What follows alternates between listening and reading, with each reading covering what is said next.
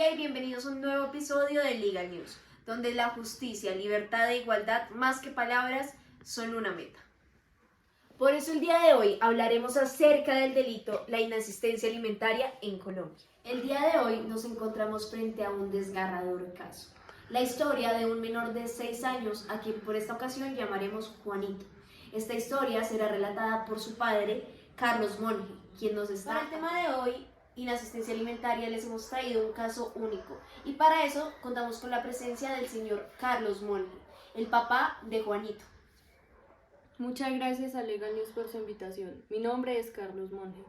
Yo soy el papá de Juanito, menor de 6 años.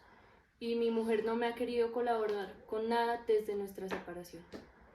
Señor Carlos, cuéntenos, ¿qué fue lo que sucedió?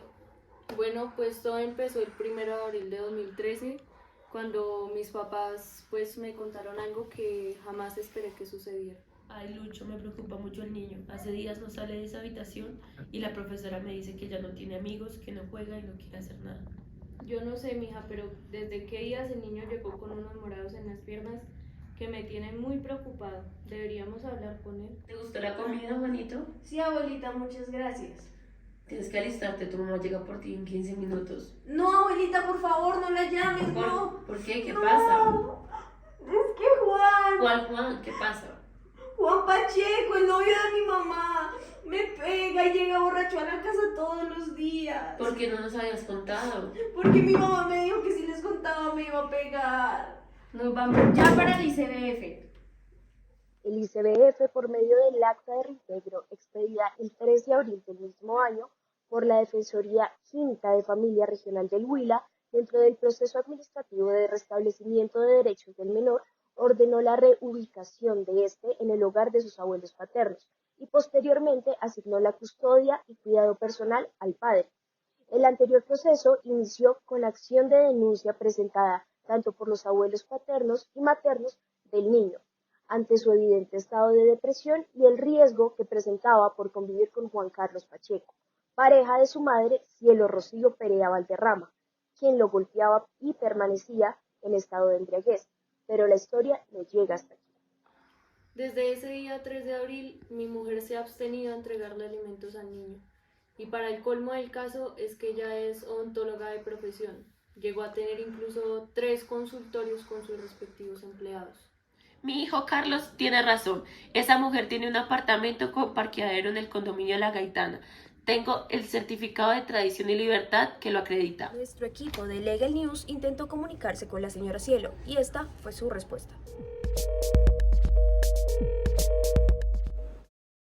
¿Aló? Señora Cielo Perea. Sí, ella habla. ¿Qué necesita?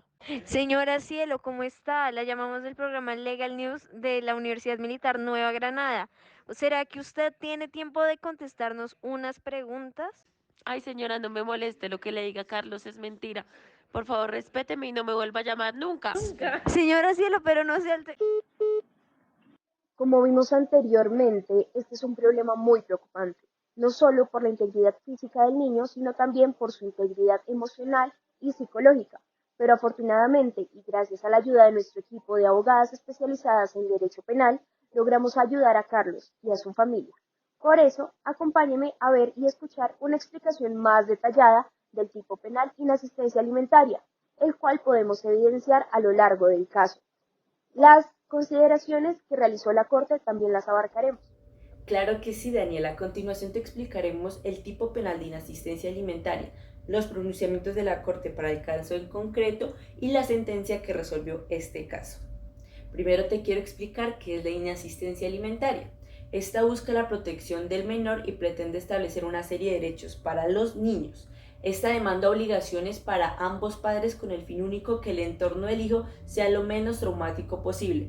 Esta cuenta se le impone al padre que no vive con sus hijos y es usada para cubrir los gastos del menor, es decir, lo concerniente a educación, salud, alimentación, vestimenta y recreación. La cuota va hasta que el menor cumpla la mayoría, es decir, en Colombia 18 años, en concordancia con la Ley 27 de 1977, y si éste se encuentra estudiando hasta la edad de los 25 años. Para fijar dicha cuota se debe determinar quién es el padre ausente, quién no está viviendo con el menor y así poder determinar quién debe pagar y cómo debe pagar según sus ingresos. Gracias a Legal News por su invitación.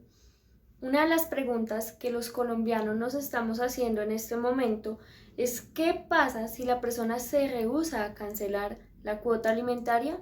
En Colombia existen dos acciones legales que pueden promover su cumplimiento. Una de ellas es la demanda ejecutiva de alimentos ante juez de familia, quien podrá embargar los bienes y hasta 50% del salario de la persona, e incluso puede impedirle la salida del país al acusado. Por otro lado, en Colombia, no pagar lo establecido con la cuota de alimentos es un delito llamado inasistencia alimentaria, y lo encontramos en el artículo 233 del Código Penal.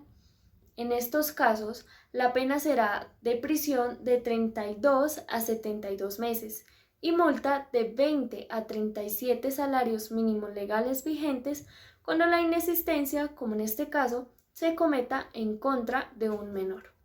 En cuanto a la naturaleza jurídica de este tipo penal, Huertas Díaz en el año 2016 define el derecho a alimentos como la facultad jurídica que tiene una persona denominada acreedor alimentario, al cual puede exigirle a otro que se puede denominar deudor alimentario, para exigirle lo imperioso para subsistir, en virtud del parentesco consanguíneo, de la adopción, del matrimonio, del divorcio o de sus progenitores. De acuerdo a lo indicado en la sentencia de la Corte Constitucional 019-2001, el derecho a alimentos es aquel que le asiste a una persona para reclamar de la persona obligada legalmente a darlos lo necesario para su subsistencia, cuando no está en la capacidad de procurárselo por propios medios. Así, la obligación alimentaria está en cabeza de quien por ley debe sacrificar parte de su propiedad con el fin de garantizar la supervivencia y el desarrollo del creador alimentario. ¿Cómo se configura la tipicidad objetiva y la tipicidad subjetiva en el delito de inasistencia alimentaria? Bueno, en este caso el sujeto activo es calificado, que es aquella persona que está obligada legalmente a dar las prestaciones alimentarias. El sujeto pasivo, de igual forma, es calificado por aquel vínculo familiar que existe y pues que se deben mutuamente. El verbo rector del delito es sustraer, es un verbo rector simple que significa incumplir, eludir o apartarse del deber. El objeto material es aquella obligación alimentaria que es legalmente debida del agente a la víctima. Y los ingredientes normativos, pues en algunas ocasiones debemos remitirnos al Código Civil para precisar aquella prestación alimentaria en categoría ascendiente, descendiente, adoptante, adoptados o cónyuges. En cuanto a los alimentos debidos, tenemos los legales, que son los que se deben por obligación legal y se dividen en cobros innecesarios. Y tenemos también los voluntarios, que son originados por un acuerdo de voluntades o ya sea por una voluntad unilateral. Otra de las preguntas que surge de este caso es cómo se configura la antijuridicidad.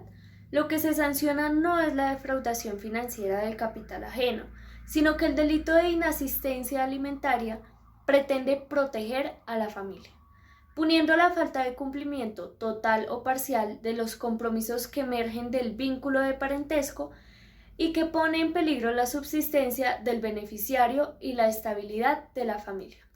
Además, el cumplimiento de los alimentos por uno de los padres, como en este caso, no justifica el incumplimiento del otro. Es un tipo de mera conducta, se perfecciona, se consuma y agota con su realización, se lesiona con la omisión, es pluriofensivo, pone en peligro la subsistencia del sujeto pasivo y lesiona la finalidad de la institución familiar, es exclusivamente doloso y es un tipo penal en blanco, ya que hay que remitirse a otro ordenamiento jurídico para precisar, es de naturaleza jurídica extrapenal. Bueno, entonces analizando la sentencia, el cumplimiento de los alimentos por uno de los padres justifica el incumplimiento del otro. Vamos aquí a analizar los pronunciamientos que la Corte hizo en este caso.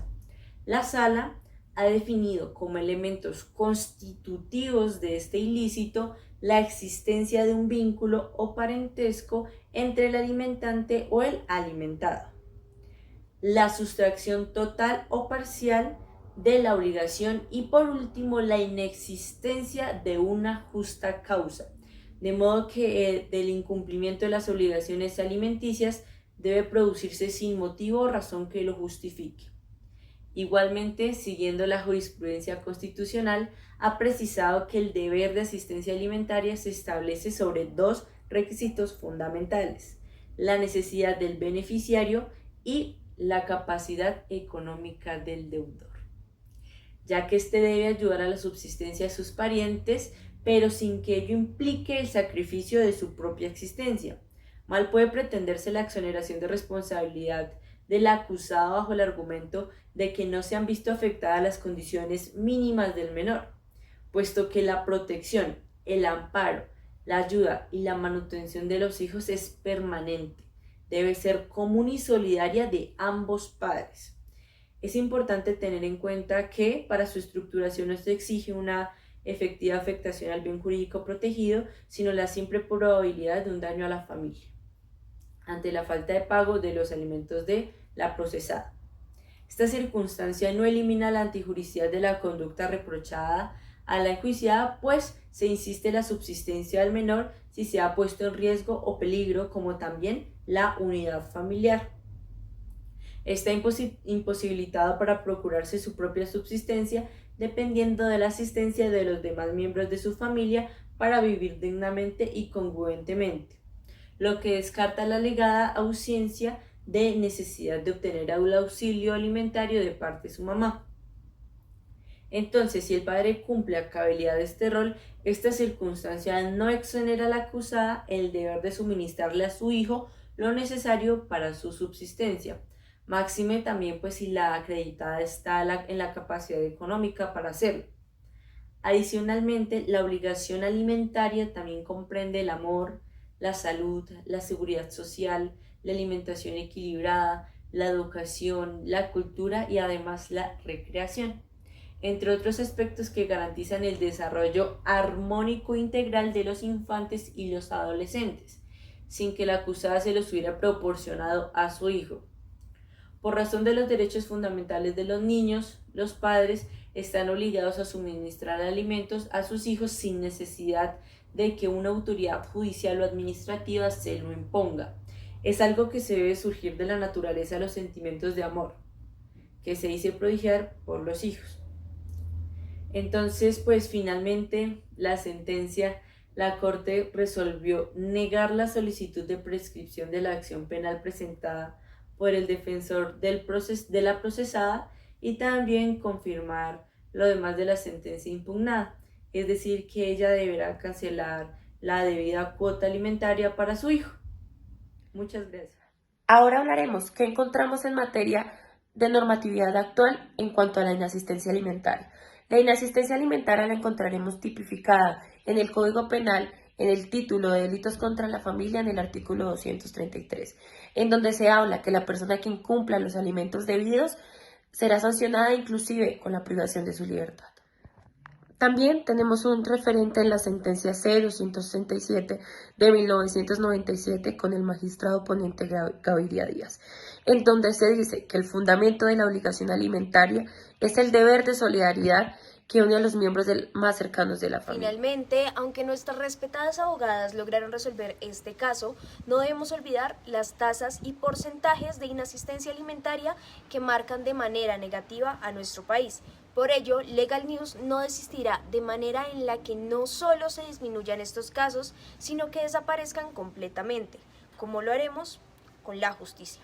Gracias por acompañarnos el día de hoy y los esperamos nuevamente el sábado, donde hablaremos acerca de más delitos que sacuden a Colombia diariamente.